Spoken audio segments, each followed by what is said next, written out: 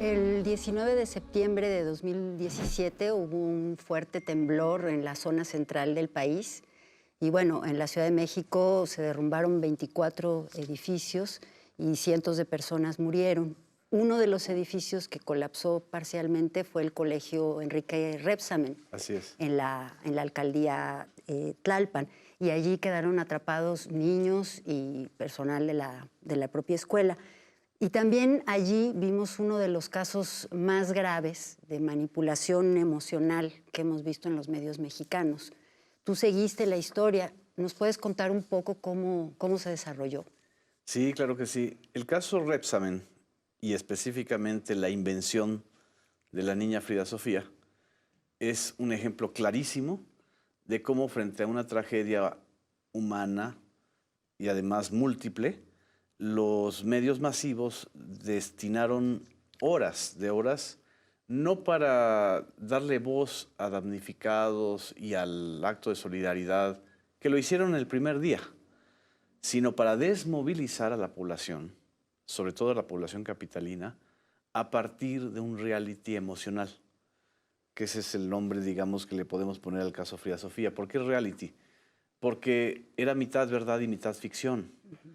La mitad verdad tenía que ver con el efecto, con el hecho de que sí se vino abajo una parte de la plataforma de la entrada de la escuela Rebsamen, privada, por cierto, y de que habían varias personas fallecidas, 25 hasta ese momento, 25 niños y maestros, y había un operativo de rescate muy importante encabezado por la Secretaría de Marina. La mitad de ficción tiene que ver con, primero, el rumor de que había una niña que estaba atrapada en los escombros. Y se decía que era niña, niño, no se sabía. Después hubo testimonios que nunca se confirmaron, de que se escuchaba que pedía agua, que susurraba. Y a partir de ese rumor se construyó un reality de 13 horas. Fueron 13 horas continuas de transmisión en vivo que empezó siendo de Televisa y se fueron sumando las demás cadenas televisivas.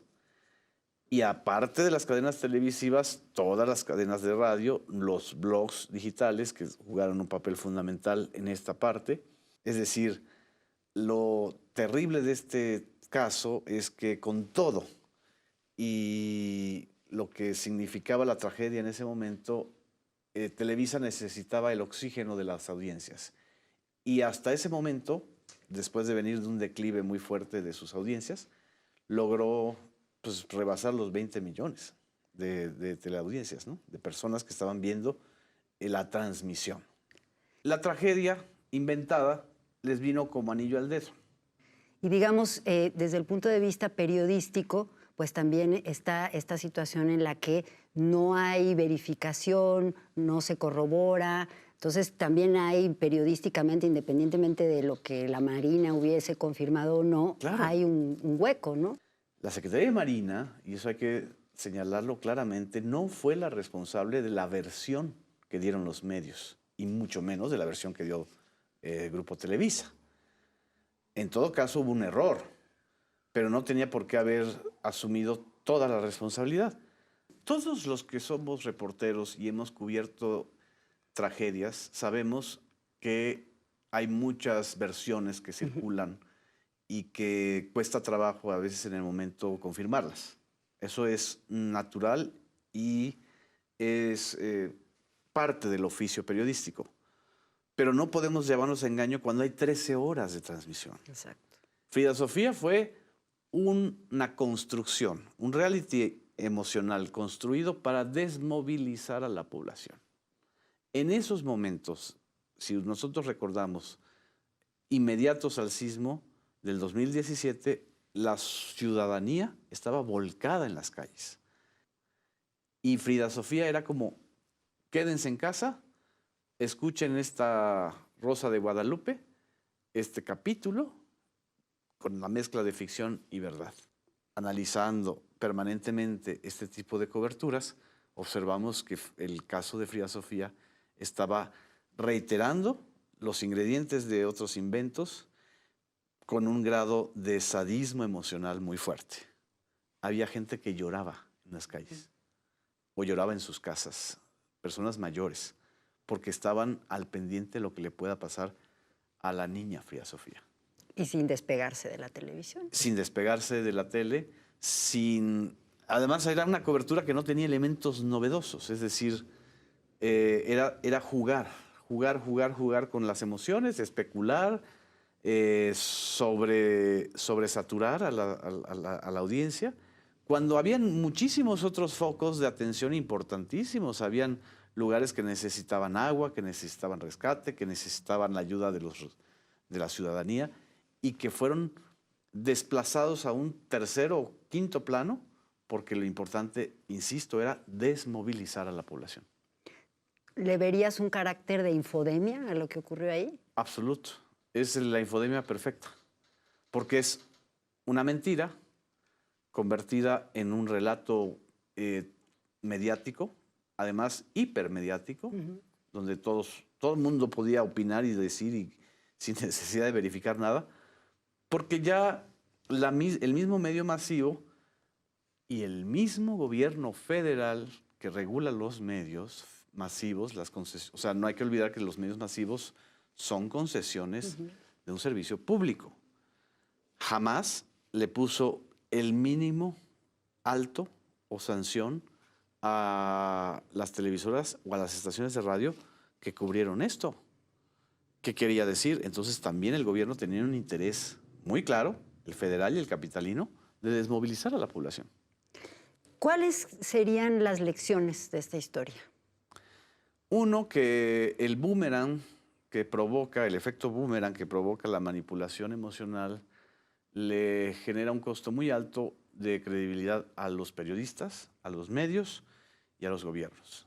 Dos, que frente a tragedias como un sismo, como un accidente, como un desastre natural, etcétera, hay que ponderar la información, hay que ser lo más rigurosos posibles sin llevar todo a la narrativa melodramática. Cuando llevamos todo a la narrativa melodramática, ya no estamos haciendo periodismo, estamos haciendo ficción o teleficción. Y aunque tenga demasiado encanto porque genera likes, en el caso de las redes, viralización, en el caso de las redes, y por supuesto rating, en el caso de las televisiones y de las estaciones de radio, el costo es altísimo, muy alto, cuando se devela la mentira. Claro. ¿Y para las audiencias? Para las audiencias es un entrenamiento constante y una necesidad de entender los mecanismos de la hipermediatización, que es el fenómeno que estamos viviendo ahora. Los medios no podían estar ajenos al tema porque ya el 80, 90% de redes, de blogs, de estaciones de radio, de periódicos, obviamente de televisoras, estaban enganchados al tema, ¿sí? Cuando ese fenómeno de unanimidad de cobertura se da, es que hay algo peligroso. Y ahí hay que, como audiencias, nosotros tratar de entender que nos están queriendo vender una percepción o nos están queriendo forzar a una percepción. La pregunta es, ¿con qué fines? Esa pregunta nosotros como audiencias constantemente tenemos que hacérnosla. Y hay que estar siempre pendientes y, por supuesto, aunque parezcamos amargados, incómodos o criticones, hay que decirlo. Esa es la función de un periodista. No solamente decir la verdad, sino develar la mentira. Y en el caso de Frida Sofía, quienes develamos la mentira desde mucho antes de que se supiera que era un montaje, pues fuimos muy atacados. Pero ese es el tema.